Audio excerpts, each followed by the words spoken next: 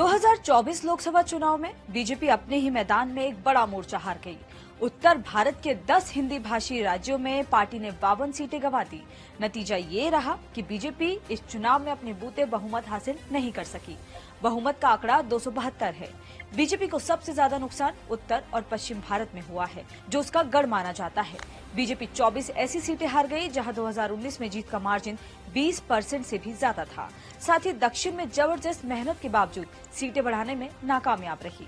2002 से 2012 के बीच गुजरात में हुए 3 विधानसभा चुनाव हो या 2014 से अब तक हुए 3 लोकसभा चुनाव, ये पहली बार है जब नरेंद्र मोदी अपनी पार्टी को बहुमत नहीं दिला सके।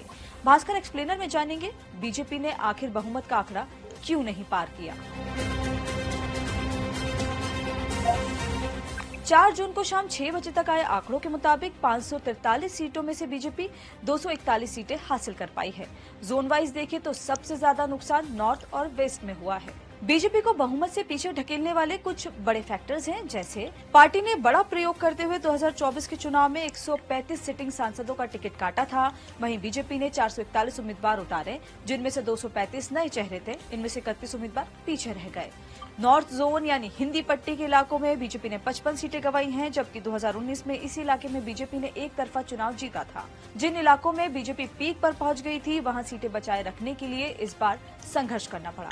दक्षिण भारत में बीजेपी की मेहनत सीटों में तब्दील नहीं हुई। यहाँ पीएम मोदी से लेकर पार्टी के कई बड़े नेताओं ने जनसभाएं की, लेकिन इस चुनाव में किसी भी तरह का दांवपेच नहीं चल सका। वहीं इंडिया अलायंस ने 466 सीटों पर एक साथ कैंडिडेट्स उतारे। इसके चलते जो वोट शेयर अलग अलग बट रहा था, वो एक मुश्त होकर इंडिया अलायंस को मिला। इसके चलते कांग्रेस, सपा और टीएमसी ने अपनी सीटों पर बढ़त बना रखी। अब 2024 लोकसभा चुनाव के नतीजों को जोन वाइज समझते हैं।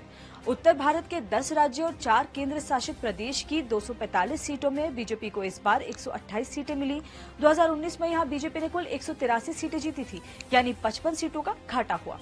एंटी इनकम्बेंसी को साधने के लिए बीजेपी ने इन राज्यों में नए चेहरे उतारे थे, लेकिन इसका फायदा नहीं हुआ। बीजेपी के कोर एजेंडा में शामिल राम मंदिर, आर्टिकल 370 का हटना, हिंदुत्व, सीएए, एनआरसी जैसे राष्ट्रीय मुद्दे चुनाव में नहीं चल सके।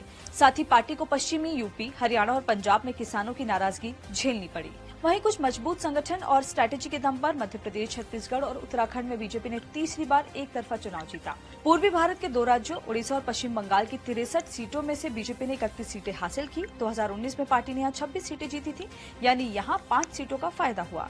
पश्चिम बंगाल में ध्रुवीकरण और तुष्टीकरण के मुद्दों ने जोर पकड़ा। यहाँ मुस्लिम टीएमसी का मुख्य वोट बैंक माने जाते हैं, जिसके वोटर लगभग 27 से 30% के आसपास का है। इसका फायदा टीएमसी को मिला है। वहीं ओडिशा में सीएम नवीन पटनायक का मैजिक कोई खासा कमाल नहीं कर पाया। दक्षिण भारत के 5 राज्यों और 3 केंद्र शासित प्रदेश में बीजेपी ने 132 सीटों में से 30 पर अपना परचम लहराया। साल 2019 में पार्टी ने यहां महज 29 सीटें हासिल की थी। आंध्र प्रदेश में बीजेपी ने रीजनल पार्टी टीडीपी और एक्टर पवन कल्याण की पार्टी जनसेना के साथ अलायंस कर चुनाव लड़ा। कर्नाटक में बीजेपी ने जेडीएस के साथ अलायंस किया था। प्रज्वल रेवन्ना का नाम एक सेक्स स्कैंडल में सामने आने से राज्य की 14 सीटों पर वोटिंग के दौरान बीजेपी को नुकसान हुआ। पॉलिटिकल एक्सपर्ट्स के मुताबिक दक्षिण में बीजेपी को कैंडिडेट के साथ साथ पीएम मोदी के नाम पर भी वोट मिला है।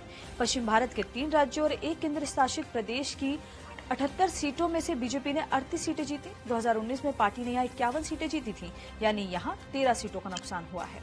शिवसेना से टूटकर बनी शिंदे गुट की शिवसेना और एनसीपी से टूटकर बनी अजीत पवार की एनसीपी बीजेपी के साथ हाथ मिलाकर राज्य में सरकार चला रही है, लेकिन इस चुनाव में शिंदे, फडणवीस, पवार की तिकड़ी चल नहीं सकी। वहीं इंडिया गठबंधन गुजरात में विफल रहा। गुजरात में मोदी शाह ने जीत का ऐसा मॉडल बनाया है जिसकी काट कांग्रेस के पास नहीं है। इसके अलावा पूर्वोत्तर भारत के 8 राज्यों के 25 सीटों में से बीजेपी ने इस बार 13 सीटें हासिल की है। 2019 में पार्टी ने 14 सीटें जीती थी। यहाँ ध्रुवीकरण एक बड़ा मुद्दा रहा, जिसे बीजेपी आरएसएस ने बखूबी भुनाया। इसके अलावा पीएम मोदी ने अपने दोनों कार्यकाल यानी 10 साल में करीब 70 बार नॉर्थ ईस्ट का दौरा किया है, लेकिन फिर भी इस बार चुनाव में बीजेपी पूर्ण बहुमत से दूर रह गई और मोदी मैजिक नहीं चला। ऐसे और भी वीडियोस को देखने के लिए जुड़े रहिए।